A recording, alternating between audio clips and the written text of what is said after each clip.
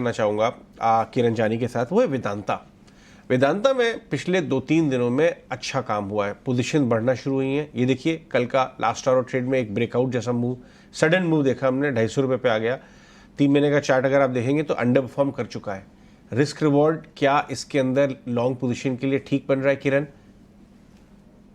तो वेदांता का अगर हम चार्ट देखें तो एक अच्छे खासे प्राइस करेक्शंस के बाद स्टॉक में एक बॉटम बना है, डबल बॉटम पैटर्न, और साथ ही साथ आप देखोगे तो inverted head and shoulder pattern breakout है। स्टॉक अपने short term moving average like 20, 50 and 100 days moving average के भी ऊपर सस्टेन कर रहा है। और लास्ट जो 10-15 दिन का कंसोलिडेशन था जहां पे स्टॉक ऊपर में 245, 246 का रेजिस्टेंस फेस कर रहा था, कल उसके ऊपर विथ वॉल्यूम और जिस तरह से ओपन इंटरेस्ट भी देखने को मिल रहा है, मोमेंटम इंडिकेटर भी देखने को मिल रहा है, stock is getting ready for the rally till 270। तो डेफिनेटली करंट मार्केट प्राइस या कोई भी डिप आता है 245 तक, हमें लॉन्ग करके जाना चाहिए। एक एग्रेसिव स्टॉप लॉस जो हमें मेंटेन करना है वो 235 का स्टॉप लॉस मेंटेन करना है। और आप इस सीरीज के लिए ये जो एफ एंड सीरीज है दिसंबर मंथ की, तब तक अगर आप होल्ड करोगे तो 270 तक के टारगेट हमें वेदांता में आते हुए दिख रहा है। में 270 तक के टारगेट्स मुमकिन है, ऐसा कह रहे हैं किरण जानी।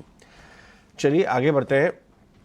धीरेश, भारतीय एयरटेल में भी एक ब्लॉक आ रहा है, इस भाव से कैसा लगता है आपको? लेना चाहिए क्या भारती? क्योंकि सप्लाई के मामले में थोड़ा सा शायद नीचे मिल जाएगा।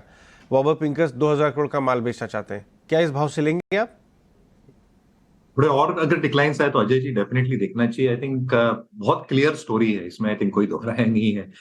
It's almost become a 3 player market, and with in the 3 player market Jio और भारती का जो मार्केट शेयर है काफी सर्कल्स में ये इधर नंबर 1 या नंबर 2 पे है। Vodafone idea is still struggling even in its own circles, क्योंकि जो पूरी की पूरी उनकी इकोसिस्टम है 2G के ऊपर, ये उनको वीड आउट करनी है और 3G और 4G की तरफ जाना है, where the competitors are already present, और वो 5G की बात कर रहे हैं।